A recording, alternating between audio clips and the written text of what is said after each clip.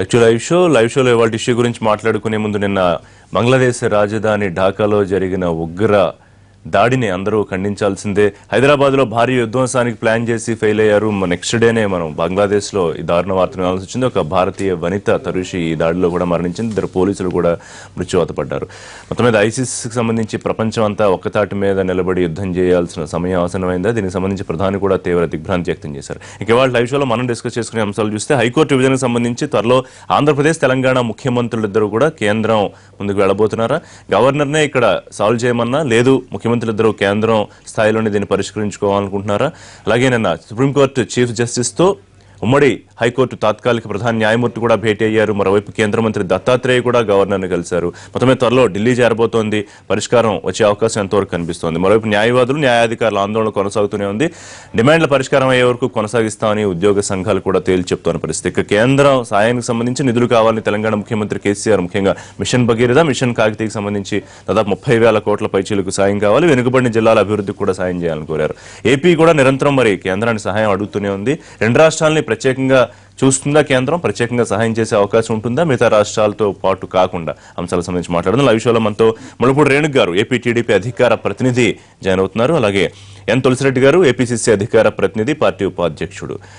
విష్ణువర్ధన్ రెడ్డి గారు AP BJP ముఖ్యనేత. గోవాల బాలరాజు గారు అచ్చంపేట ఎమ్మెల్యే, టీఆర్ఎస్ ముఖ్యనేత. వెల్కమ్ టు లైవ్ షో అండి. ముందుగా రేణుక్ గారు, హైకోర్టు విభజనకు సంబంధించి సిరీస్ ఆఫ్ డేస్ మనం మాట్లాడుకుంటూనే ఉన్నాం. అయితే మొత్తానికి త్వరలో ఇక ఢిల్లీకి చేరుతోంది కాబట్టి దీనికి ఒక పరిష్కారం వస్తుందా? అంటే రాజకీయ కారణాలు కారణమా, లేకపోతే ఆంధ్రప్రదేశ్ ముఖ్యమంత్రి అని చెప్పినట్టు అనవసరంగా రాద్ధాంతం చేస్తున్నారు తెలంగాణలో, తెలంగాణ సమాజం కూడా అర్థం చేసుకోవాలి అంటే కొంత వేచి చూసే ధోరణి ఉండాలని ఆయన చెప్పిన దాన్ని బట్టి అర్థమవుతుంది. కేంద్రానికి ఏం సంబంధం, ఆ ఏపీ తెలంగాణ తేల్చుకోవాలని కేంద్ర మంత్రి దత్తాత్రేయ దాదాపుగా స్పష్టం చేశారు. ఏం జరుగుతున్నారు? అంటే ముఖ్యంగా ఆంధ్రప్రదేశ్కి సంబంధించినంత వరకు మేము గత సంవత్సరమే అమరావతిలో మేము శంకుస్థాపన అయిన వెంటనే రాజధాని శంకుస్థాపన అప్పుడు సుప్రీంకోర్టు జడ్జెస్ను కూడా అక్కడికి తీసుకుని వెళ్ళి చూపించడం జరిగింది. ఎక్కడ ఎలా అనుకుంటున్నాము, మా మాస్టర్ ప్లాన్ ఎలా ఉండబోతుంది, ఆ తర్వాత ఐకానిక్ బిల్డింగ్ గా ఉండాలి హైకోర్టు అనేటువంటిది కూడా. దానికి కూడా మనం ఫస్ట్ మాకి డెవలపర్స్కి ఇచ్చినప్పుడు కూడా వాళ్ళు ఒకటి ఇచ్చారు. అది ఓకేనా కాదా అనేటువంటిది కూడా జ్యుడిషియరీ వాళ్ళకు పంపించి వాళ్ళ యొక్క ఒపీనియన్ కూడా తీసుకుని దాన్ని ముందుకు వెళ్ళటానికి ఇవన్నీ కూడా ఏంటి సంకేతాలు.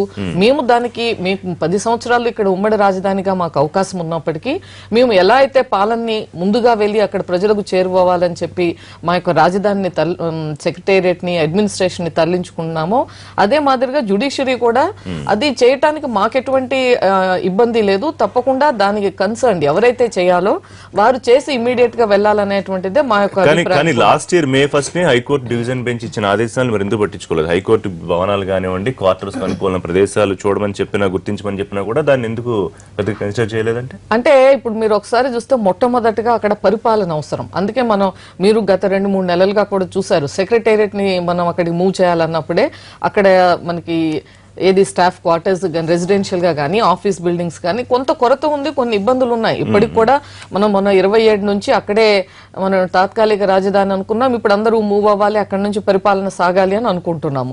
ఈవేళ రేపు 5వ తారీఖు 15వ తారీఖును కూడా మరికొన్ని విభాగాలు రావాలనుకుంటున్నాం. అయితే అనుకున్న అంత ఫాస్ట్ గా అనుకున్న విధంగా కొన్ని ఇంత పెద్ద కార్యక్రమం కాబట్టి జరగవు, కొంత ఇబ్బందులు ఉన్నాయి. దాంట్లో భాగంగా అది అయిన వెంటనే ఏంటంటే ఇంకా టైం ఉంది కాబట్టి ఈలోగా ఒక్కొక్కటి ఫస్ట్ పరిపాలన వెళ్ళాలి, ఆ తర్వాత హైకోర్టుని, ఆ తర్వాత మిగతా విభాగాలు ఏవైతే ఉన్నాయో అవన్నీ కూడా over a period of time move చేసుకోవాలనేటువంటిదే మా యొక్క ఆలోచన. అయితే ఈలోగానే దురదృష్టం ఏంటంటే ఇక్కడ తెలంగాణలో అంటే ఒక న్యాయ వ్యవస్థ జడ్జిలు కూడా ఒక నిరసన కార్యక్రమం చేయటం అనేటువంటిది కూడా అంటే ఇది మన భవిష్యత్తు తరాలకు కానీ ఒక న్యాయ వ్యవస్థ మీద కూడా మనం ఇంకా మరింత గౌరవం పెరిగే విధంగా అందరము ఉండాలనేటువంటిది నా అభిప్రాయం. ఇక్కడ 2 అంశాలు. ఒకటి ఆంధ్రప్రదేశ్లో హైకోర్టును ఏర్పాటు చేయడము, రెండవది ఎక్కడ ఏర్పాటు చేయడము. ఈ 2 అంశాలకు సంబంధించి విభజన చట్టంలో సెక్షన్ 30 ప్రకారంగా ఆంధ్రప్రదేశ్ హైకోర్టు ఏర్పాటు అయినంత వరకు ఉమ్మడి హైకోర్టు ఉంటుంది అనేది ఒకటి. సెక్షన్ 31 ప్రకారంగా అది ఎక్కడ ఏర్పాటు చేయాలంటే భారత రాష్ట్రపతి నోటిఫికేషన్ ఇవ్వాలి. ఇక్కడ నాకు తెలిసి ఆంధ్రప్రదేశ్ ముఖ్యమంత్రి, ఉమ్మడి హైకోర్టు చీఫ్ జస్టిస్ వాళ్ళ అభిప్రాయానికి వచ్చేసి సుప్రీంకోర్టుకు, కేంద్ర ప్రభుత్వానికి వాళ్ళ ఒపీనియన్ చెప్తే దాని మీద సుప్రీంకోర్టు కేంద్ర ప్రభుత్వం చర్చించి రాష్ట్రపతికి పంపిస్తే రాష్ట్రపతి నోటిఫికేషన్ ఇస్తాడు. ఇది జరగాల్సింది. ఇక్కడ ఆల్రెడీ ఉమ్మడి హైకోర్టులో ఉండే జడ్జెస్కు అందరికీ మొత్తము జీతభత్యాల్లో 58% ఆంధ్రప్రదేశ్ భరిస్తూ ఉంది. ఓవరాల్గా ఉన్నంటే 58% భరిస్తూ ఉంది. నా అభిప్రాయం ప్రకారము ఇంకా ఒక్కరోజు ఆలస్యం చేసిన రాజధాని విషయంలో కానీ చట్టం ఉండొచ్చు, 10 ఏళ్ల వరకు ఉండొచ్చు అని చెప్పేసి, కానీ ఇది నష్టం ఆంధ్రప్రదేశ్కే. మొత్తము మనమేమో జీతభత్యాలకు 58% ఇస్తున్నాము, తిట్లు తింటున్నాము, ప్లస్ వచ్చేసి వ్యాట్ రూపంలో మనకు తెలియకుండా 5,000 కోట్ల రూపాయలు ఇప్పుడు ఇక్కడ ఉండే ఆంధ్రప్రదేశ్కు రేపు పోయే జడ్జి తన కారుకు 100 రూపాయలు పెట్రోల్ పడితే 30 రూపాయలు వచ్చేసి తెలంగాణ ఖజానాకు పోతుంది. 5,000 కోట్ల రూపాయలు దాదాపు ఎవ్రీ ఇయర్ ఆంధ్రప్రదేశ్ ఖజానాకు పడేది తెలంగాణ ఖజానాకు పడుతుంది. సెక్రటేరియట్, హైకోర్టు షిఫ్ట్ చేయని కారణంగా. కాబట్టి అన్ని విధాలుగా రాష్ట్రం నష్టపోతా ఉంది ఆంధ్రప్రదేశ్.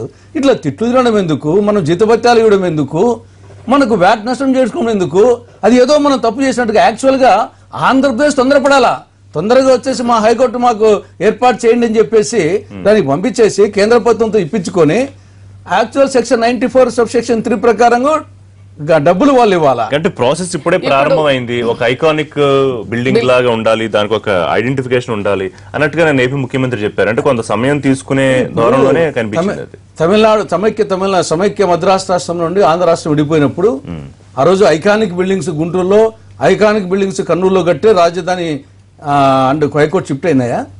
ఆ రోజు గుంటూరుకి వచ్చేసి హైకోర్టు ఐకానిక్ బిల్డింగ్ కట్టే హైకోర్టు వచ్చిందా? కాబట్టి జరుగుతూ ఉంటుంది. దాని తర్వాత అవి దిక్కు వస్తూ ఉంటాయి. కాబట్టి ఇప్పుడు అది ఒకటి. రెండవది, ఈయన అమరావతిలోనే ఐకానిక్ బిల్డింగ్ అంట. ఏమి రాయలసీమలో ఐకానిక్ బిల్డింగ్ కట్టడానికి స్థలం లేదా? శ్రీబాగ్ ఒడంబడిక ప్రకారమే 1937లోనే శ్రీబాగ్ ఒడంబడిక ఏం చెప్తా ఉంది? రాజధానికి వచ్చేసి రాష్ట్రానికి రాజధాని, హైకోర్టు 2 కళ్ళ లాంటివి. ఒకటి ఒక ప్రాంతంలో, ఇంకోటి ఒక ప్రాంతంలో ఏర్పాటు చేయాలి. అది కూడా ఫస్ట్ ప్రిఫరెన్స్ రాయలసీమకి ఇవ్వాలి అని 1937లో శ్రీబాగ్ ఒడంబడిక. సో ఇప్పుడు ఒకవేళ విభజించాలి అని డిసైడ్ తీసుకుని పెట్టిన తర్వాత కూడా ఇప్పుడు మళ్ళీ కొత్త డిమాండ్ తెరపైకి వస్తుంది. రాయలసీమలో ఇది మరొక విభజన ఉద్యమానికి నాంది కాకుండా ఉండాలంటే ఖచ్చితంగా రాయలసీమలో హైకోర్టు ఏర్పాటు చేసి తీరాలా. అది యాక్చువల్ గా వచ్చేసి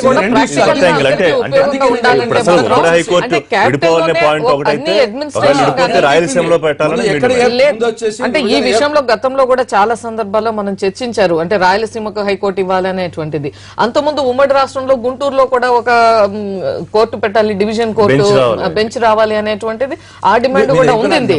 అయితే ఇప్పుడు ప్రాబ్లం ఏమంటే చెప్పండి. రైట్ విష్ణు గారు, అంటే కేంద్రం పాత్ర చాలా ముఖ్యమైన విషయం ఏంటంటే దత్తాత్రేయని స్పష్టం చేశారు. కేంద్రం చేసేది ఏముంటుందని కేంద్ర న్యాయశాఖ మంత్రి చెప్పిందే దత్తాత్రేయ మరోసారి రీట్రేట్ చేశారు. ఇద్దరు ముఖ్యమంత్రులు సామరస్యంగా కూర్చొని మాట్లాడుకోవాలి. మొత్తం పంచాయతీ 2-3 రోజుల్లో ఢిల్లీకి చేరుతోంది.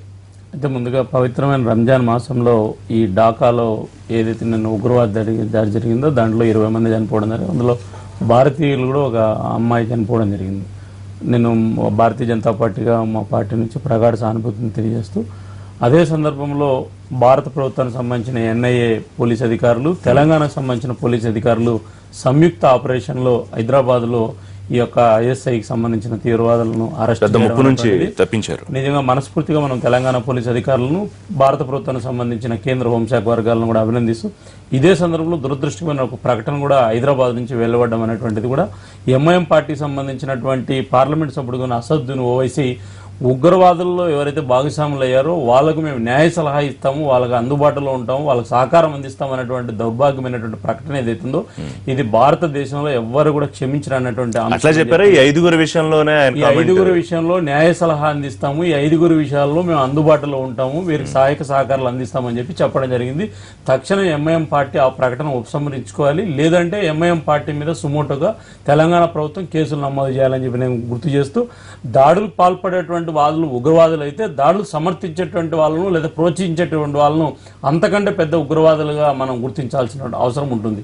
కాబట్టి ఈ విషయంలో ఎంఐఎం పార్టీ తక్షణం తన ప్రకటన ఉపసంహరించుకొని ఉగ్రవాదులు ఏ రూపంలో ఉన్న వాళ్ళు హిందువులు కావచ్చు, ముస్లింలు కావచ్చు, జైన్లు కావచ్చు, క్రిస్టియన్లు కావచ్చు, ఉగ్రవాదులకు మతం అనేటువంటిది ఉన్నది. సేమ్ టైం పాజిటివ్ యాంగిల్ కూడా ఇప్పుడు వారు ఏం చెప్పారంటే ఇస్లాంకి సంబంధించి కత్తికి లేకపోతే తుపాకులకి సంబంధం లేదు, ఆ విషయం కూడా డైరెక్ట్ చెప్పారు, అది కూడా ప్రస్తావించారు. ఎవరు ఇస్లాం అనేటువంటిది ఉగ్రవాద సంస్థ అని ఎవరు చెప్పట్లేదు, ముస్లింలు ఎవరు ఉగ్రవాదులు అని చెప్పట్లేదు. ఎవరన్నా బుద్ధి లేనటువంటి వాళ్ళు చెప్తారు.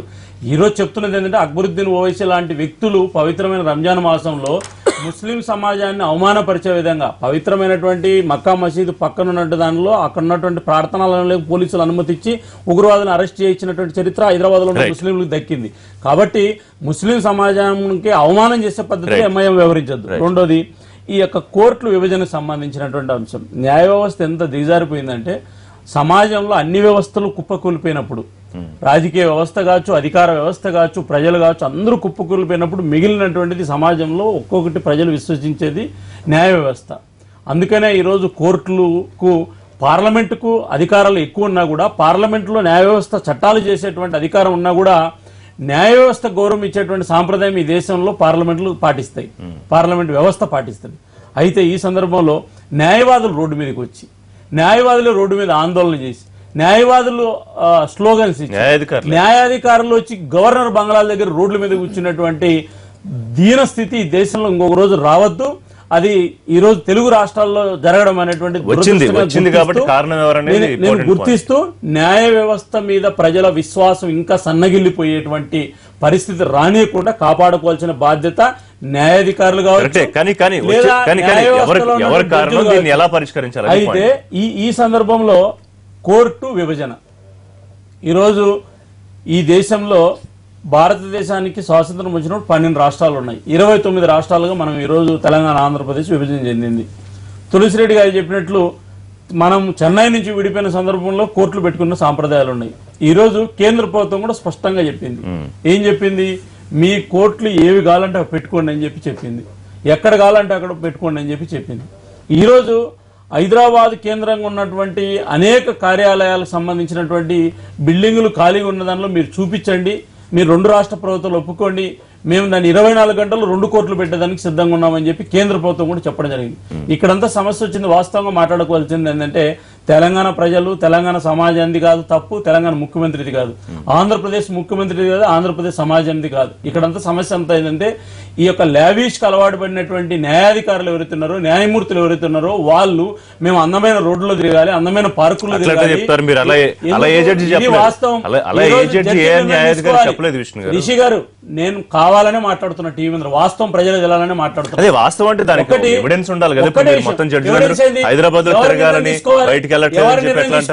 ఎవరు నిర్ణయం తీసుకోవాలి? మీరు తీసుకోవాలా? నేను తీసుకోవాలా?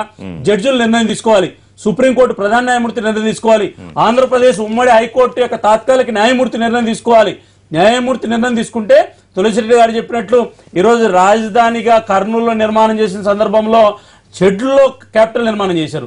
ఈరోజు ఆంధ్రప్రదేశ్ ముఖ్యమంత్రి గారు ఇంకా నిర్మాణం కానీ పూర్తి కానిసరి మా రాష్ట్రానికి మేము వెళ్ళిపోతాం, మా ట్యాక్స్లని మాకు గాలి అంటున్నారు. ఈ రోజు న్యాయ వ్యవస్థ చుట్టూ హైకోర్టు చుట్టూ తిరిగి అనేక మంది, వేల మంది ప్రజలు ఎప్పుడు అనుకోవాలంటే మనం ఆంధ్రప్రదేశ్ లో హైకోర్టు ఏర్పడి మేము వెళ్ళమని కంప్లీట్ గా ఉండండి.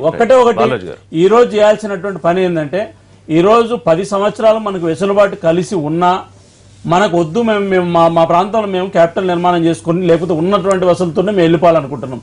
ఈరోజు నేను నిష్పక్షపాతంగా చెప్పేది ఏంటంటే, కర్నూలులో రాజధాని పెడతారా, గుంటూరులో రాజధాని కావాలని, లేదా ఉత్తరాంధ్రలో రాజధాని కావాలనేటువంటి అనేక రకాల అభిప్రాయాలు ఉన్నాయి. ఒకవేళ ఈ రాజధానికి సంబంధించిన విషయంలో విజయవాడ నిర్ణయం అయింది కాబట్టి హైకోర్టు సంబంధించిన విషయంలో సహజంగానే రాయలసీమ ప్రాంతానికి సంబంధించిన వ్యక్తులు కర్నూలులో పెట్టాలంటున్నారు. అయితే ఒకవేళ కర్నూలులో హైకోర్టు పెడతారా, బెంచ్ ఇంకో ప్రాంతంలో పెడతారా, ఏదైనా నిర్ణయం కానీ ఏది ఏమైనా కూడా ఈ రోజు చేయాల్సినటువంటిది, 2 రాష్ట్రాలకు సంబంధించిన ముఖ్యమంత్రులు ముందుకు వస్తున్నారు కాబట్టి కేంద్రం మీద నెట్టివేసి ఏదో రాజకీయ అవసరాల కోసం దీన్ని వాడుకొని ఇంకా ప్రాంతాల మధ్య ఇంకా ఏదో విభేదాలు ఉన్నాయన్నటువంటిది 2 న్యాయాధికారులు కూర్చొని, న్యాయమూర్తులు కూర్చొని చర్చించుకోవాల్సిన అంశాన్ని ప్రజల మధ్య పంచాయతీ పెట్టి విభజన చేసేటువంటి సాంప్రదాయం సరైనది కాదు. 2 రాష్ట్రాల ముఖ్యమంత్రులు కూర్చొని ఒక సమస్యకు పరిష్కారాన్ని ఎంచుకోవాల్సిన అవసరం గుర్తు చేస్తారు. కేవలం రాజకీయ కారణాలతోనే తప్పించుకుని కేంద్రం మీద నడుతున్నారా 2 రాష్ట్రాల ముఖ్యమంత్రులు? ముఖ్యంగా మా తెలంగాణ ప్రాంతానికి వచ్చేసినప్పటికీ ఇక్కడ మాకు రాజకీయాల్లో ఎటువంటి ఇబ్బందికరమైన పరిస్థితులు, చాలా కంఫర్టబుల్గా మేము ప్రభుత్వాన్ని నడిపిస్తున్నాం. మా పార్టీ కూడా స్టేబుల్గా ఉంది. ప్రజలకు మా ప్రభుత్వం పైన విశ్వాసం ఉంది. ఈరోజు కావాల్సిందంతా రాష్ట్ర విభజన జరిగిపోయిన తర్వాత న్యాయ వ్యవస్థను కూడా విభజించాల్సినటువంటి అవసరం ఉంది. అది విభజన చట్టంలో కూడా చాలా స్పష్టంగా ఉంది. ఉన్నటువంటి సందర్భంలో ఒక కొత్త రాష్ట్రం ఏర్పడ్డటువంటి సందర్భంలో కొత్త రాష్ట్ర ముఖ్యమంత్రి గారు, కొత్త రాష్ట్రం అంటే మాదే కొత్త రాష్ట్రం ఉండొచ్చు, ఆంధ్రప్రదేశ్ కొత్త రాష్ట్రం ఉండొచ్చు. మా రాష్ట్రం నుండి ఇప్పుడు కంబైన్గా ఉన్నటువంటి స్టేట్ విడిపోయినటువంటి సందర్భంలో చంద్రబాబు నాయుడు గారు చాలా స్పష్టంగా డిమాండ్ చేయాల్సినటువంటి అవసరం ఉంది. మాకు అనుకూలంగా లేదు, హైకోర్టు మా రాష్ట్రంలో ఏర్పాటు చేసినటువంటి అవసరం ఉందని చెప్పేసి వారు డిమాండ్ చేయాల్సింది పోగా మౌనంగా ఉంటూ ఈరోజు రకరకాల ఇబ్బందులకు కారణమవుతా ఉన్నారు. అదేవిధంగా ఈరోజు న్యాయ వ్యవస్థ పైన గౌరవం లేదన్నట్టుగా విష్ణువర్ధన్ గారు ఒక రకంగా చెప్పడం, అదేవిధంగా మళ్ళీ న్యాయమూర్తుల విషయంలో కూడా మాట్లాడడం జరిగింది. అంటే ఆవేదన ప్రజలది అయినప్పటికీ ఈరోజు న్యాయ వ్యవస్థ పైన మాకు విశ్వాసం ఉంది కాబట్టి 2 సంవత్సరాల కాలం వరకు వేచి చూసి ఈరోజు కేంద్రమా లేదంటే సుప్రీంకోర్టు చీఫ్ జస్టిస్ గారు నిర్ణయం తీసుకోవాల్సిన అవసరం ఉందా? ఏది ఏమైనప్పటికీ ఈ నియామకాలు ఏదైతే ఉందో శాంక్షన్ స్ట్రెంత్ విషయంలో డిస్క్రిమినేషన్ చాలా స్పష్టంగా కనిపిస్తా ఉంది. కాబట్టి ఇక్కడ మనం హైకోర్టును కానీ న్యాయ వ్యవస్థను కానీ ఒక అడ్మినిస్ట్రేటర్గా చూడాల్సినటువంటి అవసరం ఉంది. ఈరోజు న్యాయ వ్యవస్థకు మేము వ్యతిరేకంగా మా అడ్వకేట్స్ కానీ మా సమాజం కానీ వ్యతిరేకంగా ఇక్కడ కూడా పోరాటం చేయడం లేదు. న్యాయ వ్యవస్థ పైన అవగాహన ఉంది, చట్టాలపైన అవగాహన ఉంది కాబట్టి చాలా స్పష్టంగా వయలేషన్ జరుగుతూ ఉంది. ఆర్టికల్ 14 వయలేషన్ జరుగుతూ ఉంది కాబట్టి ఆర్టికల్ 12 ప్రకారంగా మనం హైకోర్టు విచక్షణాధికారాలతో ఖాళీలను బట్టి ఎవరినైనా ఎక్కడైనా నియమించవచ్చు. ఆ అధికారం కూడా ఉంది కదా ప్రధాన న్యాయమూర్తికి ఉండొచ్చు. దాని ఇనిషియేషన్ కూడా తీసుకోవాల్సినటువంటి గవర్నమెంట్లు, ముఖ్యమంత్రులు తీసుకోవాల్సినటువంటి అవసరం ఉంది. మా రాష్ట్ర ముఖ్యమంత్రి గారు చాలా స్పష్టంగా కేంద్ర ప్రభుత్వాన్ని కలవడం జరిగింది. అవసరం అనుకుంటే ఇదే నెగ్లిజెన్సీ కనుక కొనసాగితే ఖచ్చితంగా ఢిల్లీలో ధర్నా కూడా చేస్తామని ధర్నాకు అక్కడ ఉన్నటువంటి న్యాయశాఖ మంత్రి గారు సదానంద గౌడ్ గారు ఏ రకంగా కంపేర్ చేస్తూ మాట్లాడినో కూడా మనం చూసినాం. ఒకవేళ ఆయన పరిధిలో లేనటువంటి అంశం అయితే దాన్ని సుప్రీంకోర్టు ప్రధాన న్యాయమూర్తి గారికి కలిసి చెప్పాల్సినటువంటి అవసరం ఉంది తప్పిస్తే ఒక ముఖ్యమంత్రితో కంపేర్ చేస్తూ ఇదే అంశం మాట్లాడుతున్నాం. బ్రేక్ తీసుకుందాం. బ్రేక్ తర్వాత డిస్కషన్ కంటిన్యూ చేద్దాం. స్టేట్